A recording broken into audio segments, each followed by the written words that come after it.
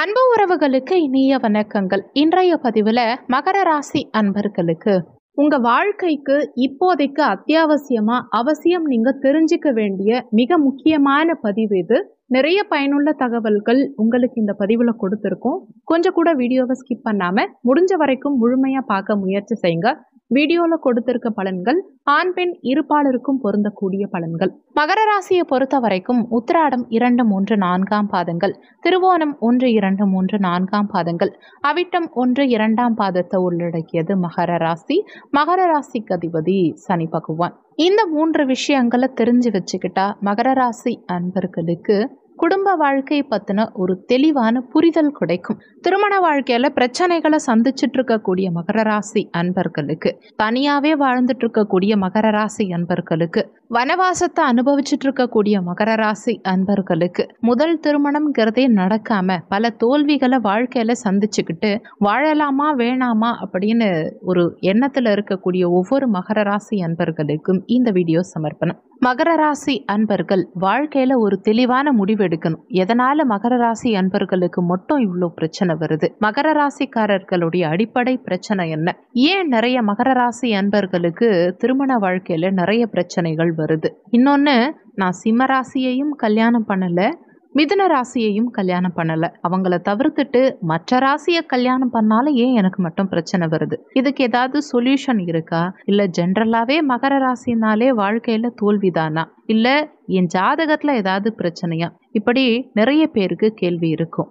வீடியோல சொல்ற இந்த பாயிண்ட்ஸ் உங்களுக்கு ஒரு ஃபுல் கிளாரிட்டி கண்டிப்பா கொடுக்கும். வாழ்க்கையில ஒருத்தவங்களுக்கு கஷ்டம்ங்கிறது ஒரு லெவலுக்கு வரலாம், இல்ல 2 லெவலுக்கு வரலான்னு வச்சுக்கோங்களேன். கஷ்டம்ங்கிறது தொடர்ச்சியா வந்தா என்னதான் செய்ய முடியும்? அந்த தொடர்ச்சியான பிரச்சனைகளை சந்திச்சுட்டு இருக்கக்கூடிய மகர ராசி அன்பர்களுக்கு ஒரு சின்ன கேப், ஒரு மூச்சு விடுற மாதிரி ஒரு ரிலாக்ஸேஷன் கிடைக்குது பாருங்க. அதுதான் இப்போ 2ஆம் திருமணத்துக்கான வழிவகையை ஏற்படுத்துதுன்னு சொல்லலாம். காரணம் என்னன்னா, மகர ராசிக்காரங்க மனசுலயே நிறைய விஷயங்களை போட்டு புழங்குவாங்க. ஏன்னா இவங்களுக்கு தீர்க்கமா எந்த ஒரு விஷயமும் கிடையாது. எல்லாத்துலயுமே ஒரு குழப்பம், ஒரு வேதனை, ஏன் இன்னும் சொல்ல போனா ஒரு வலிங்கிறது அதிகமா ஏற்படும். யாரை நம்பி வாழ்க்கையில இருக்கோங்கிறது தெரியாம நம்பினவங்க எல்லாருமே ஏமாத்தனா, கூட இருக்கவங்க அப்பா அம்மா, நண்பர்கள், கணவன் மனைவி, பிள்ளைகள், சுற்றி உள்ளவங்க எல்லாருமே நம்மள அழ வச்சு அலட்சியமா யூஸ் பண்ணுவாங்க. ஒரு பம்பரத்தை சுத்துறதுக்கு கயிறு எவ்வளவு முக்கியமோ அதே மாதிரி உங்களை சுத்தி உள்ளவங்களுக்கு மகர ராசிக்காரங்க ரொம்ப முக்கியம். சுத்தி முடிச்சதுக்கு அப்புறம் கயிறு தூக்கி போட்டுருவாங்க. மகர ராசிக்காரர்களையும் வேலை முடிஞ்சதுக்கு அப்புறம் தூக்கி போட்டுருவாங்க. மகர ராசிக்காரர்களை சாப்பாட்டுக்கு தொட்டுக்கிற ஊறுகாய் மாதிரி எல்லாரும் கூட இருக்கவங்க யூஸ் பண்ணிக்கிறாங்க.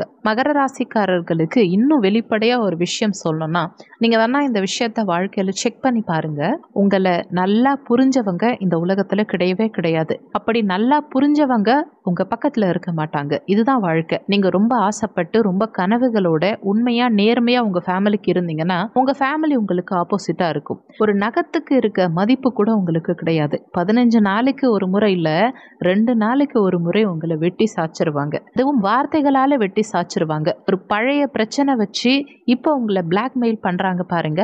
அந்த பிளாக்மெயில் எப்படி தெரியுமா இருக்கும்? இதுக்கு மேல இவங்க கூட நம்ம வாழணுமா வேண்டாமாங்கிற அளவுக்கு கொண்டு போகும். மகர ராசிக்காரங்க ஒவ்வொரு துடிப்பும் பிடிச்சு போய் வாழறாங்க. அந்த வாழ்க்கையில போராடுறாங்க.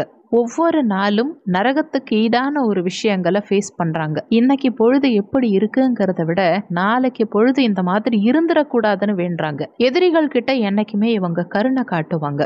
தப்ப சரியா செஞ்சா கூட அக்செப்ட் பண்ணிப்பாங்க. தனக்கு ஏற்பட்ட துயரம் வாழ்க்கையில எதிரிக்கு கூட இருக்கக்கூடாதுன்னு வேண்டுவாங்க.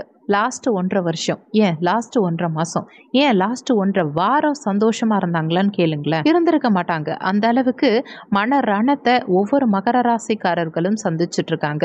மகர ராசிக்காரர்களை பொறுத்த வரைக்கும் இன்னொரு விஷயம் ஓப்பனா சொல்லணும்னா, 2ஆம் திருமணம் மட்டும் உங்க திருமண வாழ்க்கைக்கு ஒரு சொல்யூஷன் கிடையாதுங்கிறத புரிஞ்சுக்கோங்க. உங்க திருமண வாழ்க்கையை ஃபர்ஸ்ட் எடுத்துக்கோங்க. 3 விஷயங்கள். உங்க சுயஜாதகத்துல 7ஆம் இடத்துல கேது இருக்காரான்னு பாருங்க. அடுத்து சுக்கிரன் இருக்காரான்னு பாருங்க. கேது இருந்தா தேவையில்லாத நபர்களுடைய பழக்க வழக்கம் ஏற்படும். சுக்கிரன் இருந்தா அந்நிய தேசத்துல பிரச்சனைகள் உண்டாகும். செவ்வாய் இருந்தா ஒரு பெண்ணால பிரச்சனை உண்டாகும். அடுத்து சுக்கிரன் கேதுவும் இணைந்திருந்து செவ்வாயுடைய பார்வை இருந்தா இங்கே தான் இரண்டாம் திருமணத்துக்கான அறிகுறி தொடங்க ஆரம்பிக்கும். அதுவே செவ்வாய், சுக்கிரன், சூரியன் 3 கிரகங்களும் சேர்ந்திருந்தா கண்டிப்பாக ஒரு பெண் உங்கள் வாழ்க்கையை கலைச்சி விட்டுருவாங்க. 11ஆம் இடத்தில் சுக்கிரன், சூரியன், செவ்வாய் இருந்தால் ஒரு பெண் உங்கள் வாழ்க்கையில் உள்ள நுழைஞ்சிட்டாங்கன்னே அர்த்தம். எப்போவுமே நுழைஞ்சிருவாங்க.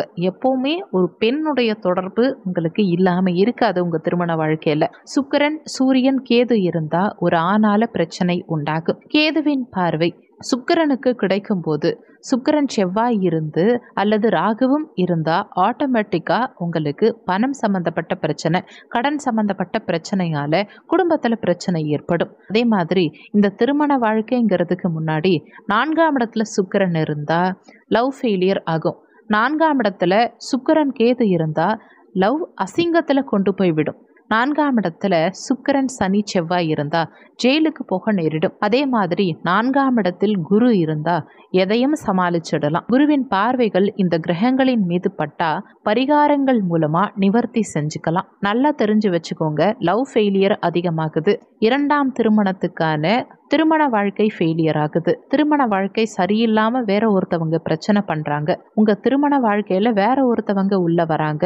அப்படிங்கிற மாதிரி எந்த ஒரு சட்ட சிக்கலையும் சரி செய்ய அமைப்புகள் நிறைய இருக்குது. இந்த அமைப்புகளை நம்ம சரி செய்யணும்னா 3 விஷயங்களை பாதுகாக்கணும். ஒன்று, உங்கள் தசா புத்தி, சுக்கிர புத்தி நடக்குதான்னு பாருங்க, இல்லை சுக்கிர தசா நடக்குதான்னு பாருங்க. மோஸ்ட்லி மகர ராசிக்காரர்களுக்கு சுக்கிர தசா ரொம்ப கம்மி தான், மேக்சிமம் வராது. ஆனால் சுக்கிர புத்தி வருதான்னு பாருங்க. 7ஆம் அதிபதியுடைய தசா நடக்குதான்னு பாருங்க. அதே மாதிரி கேது புத்தி நடக்குதான்னு பாருங்க.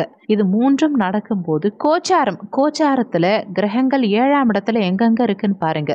இது 2ம் மிங்கிள் ஆகும் போது உங்கள் திருமண வாழ்க்கையில் சற்று விட்டு கொடுத்து நடந்துக்கங்க. 2வது விஷயம், எப்பவுமே வாழ்க்கையில் பிரச்சனை வரும்போது அர்த்தநாரீஸ்வரர் வழிபாடு செய்யுங்க. 3வது முக்கியமான விஷயம், உங்க வாழ்க்கையில விட்டு கொடுத்து போறது 2வது விஷயம் மகர ராசிக்காரர்களுக்கு. ஏன்னா சண்டை வந்தாலும் மேக்சிமம் நீங்க தான் விட்டு கொடுப்பீங்க. சண்டையை சரி செஞ்சாலும் நீங்க தான் விட்டு கொடுக்க போறீங்க. உங்க ஆப்போசிட்ல உள்ளவங்க ஐயோ நான் செஞ்சது தப்பு, நீங்க தான் கரெக்டுன்னு என்னைக்கும் ஒத்துக்க போறது கிடையாது. உங்க அருமை என்னைக்குமே தெரிய போறது கிடையாது. மகர ராசிக்காரர்கள் சாப்பிட்டாங்களா, வண்டியில பெட்ரோல் இருக்கா, அவங்க சம்பாதிச்ச காசை என்ன பண்ணுறாங்க, கடன் வாங்குறாங்களா, கடன் அடைக்கிறாங்களா, அவங்க வாழ்க்கையில் என்னைக்கு புது ட்ரெஸ் எடுத்துக்கிட்டாங்க, இல்லை நிஜமாவே அவங்க புது ட்ரெஸ் போட்டுக்கிறாங்களா, இல்லை அவங்க எத்தனை பேர் சமாளிக்கிறாங்க, அவங்க தாய்கிட்ட சந்தோஷமாக இருக்காங்களா, சுற்று வட்டாரத்தில் சந்தோஷமாக இருக்காங்களா, இல்லை அவங்க மனசுக்கு பிடிச்சதை வெளியில் சொல்கிறாங்களா, இப்படி எந்த விஷயமும் தெரியாது. நிறைய மகர ராசிக்காரர்கள் மனசுக்கு பிடிச்ச மாதிரி ஒரு 5 நிமிஷம் ரிலாக்ஸாக உட்காந்து யோசிக்க கூட முடியாது. ஒரு நிமிஷம் யோசிச்சா 2வது நிமிஷம் மனசில் பயம் வந்துடும், 3வது நிமிஷம் பிரச்சனை வந்துடும், 4வது நிமிஷம் ஒரு இடத்தை விட்டு ஓடிடுவாங்க.